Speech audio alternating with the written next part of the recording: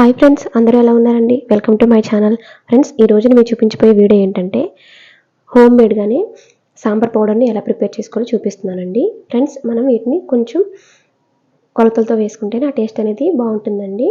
Friends, నేను 2 స్పూన్ల వరకు పచ్చిశనగపప్పు తీసుకున్నాను, 2 స్పూన్ల వరకు కందిపప్పును తీసుకున్నాను, అలాగే 2 స్పూన్ల వరకు సాయి మినపప్పు తీసుకున్నాను. మీరు పొట్టు మినపప్పు తీసుకున్నా పర్వాలేదండి, కానీ ఈ 3 సమానంగా తీసుకోవాలి. అలాగే 4 వరకు ఎండుమిర్చిని తీసుకున్నానండి. ఫ్రెండ్స్, ఇప్పుడు సాంబార్ పౌడర్ని ఎలా ప్రిపేర్ చేయాలో చూపిస్తాను. ఫ్రెండ్స్, స్టవ్ ఆన్ చేసేసుకొని ఒక మూకుడిని కానీ నాన్ స్టిక్ ప్యాన్ కానీ పెట్టేసుకోవాలండి. పెట్టుకున్న తర్వాత మనం ఏ ఆయిల్ లేకోకుండానే ఈ పప్పులన్నీ ఫ్రై చేసుకోవాలండి. మంట అనేది మీడియంలో పెట్టేసుకొని ఈ పప్పులు అనేది మాడకోకుండా ముందుగానే ఫ్రై చేసేసుకోవాలి.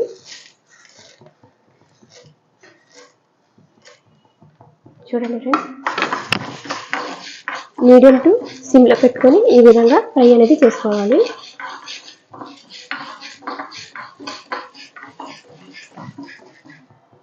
ఫ్రెండ్స్, చూడండి, మనకి పప్పులు అనేవి వేగిన తర్వాత వీటిని ఒక ప్లేట్లోకి తీసేసుకొని చల్లార్చుకోవాలండి. అలాగే మళ్ళీ ఇది ప్యాన్ స్టవ్ మీద పెట్టేసి ఫ్రెండ్స్, నేను 2 స్పూన్ల వరకు కందిపప్పు, మినపప్పు,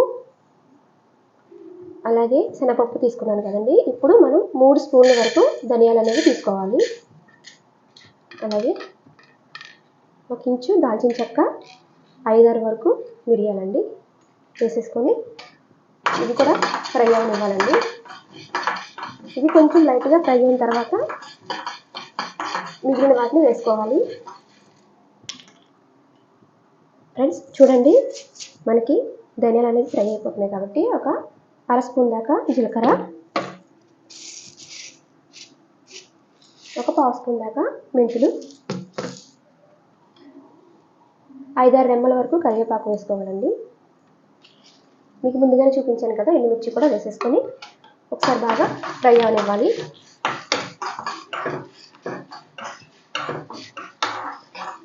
ఫ్రెండ్స్, చాలా సింపుల్గా చేసేసుకోవచ్చండి. మనం బయట కొనుక్కునే పని లేకుండా ఇంట్లో వాటితోటి మన సాంబార్ పొడి ఈ విధంగా తయారు చేసుకోవచ్చు. ఫ్రెండ్స్, చూడండి, మనకి 3-4 నిమిషాలు ఇలాగా ఫ్రై అయిన తర్వాత మనకి కరివేపాకు అనేది క్రిస్పీగా అయిపోతుందండి.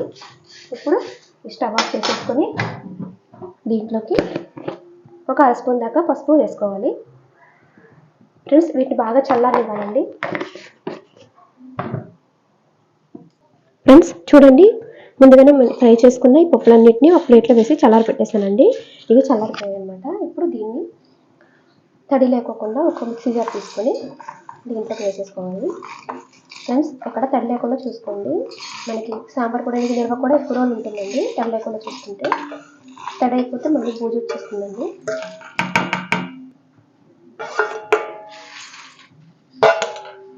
ఫ్రెండ్స్, ఇప్పుడు మనం మెత్తగానే మిక్సీ పట్టేసుకోవాలి.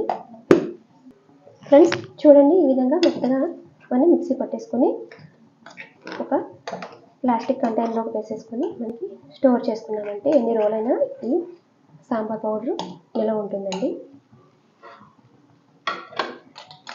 మనం సాంబార్ ఇది చేసుకునేటప్పుడు బాగా మరుగుతున్న టైంలో ఇది ఒక 2 స్పూన్ల వరకు మనం సాంబార్ పౌడర్ సాంబార్లో వేస్తే మనకి సాంబార్ అనేది మంచి టేస్ట్ వస్తుందండి. మీరు కూడా తప్పకుండా ట్రై చేయండి ఫ్రెండ్స్.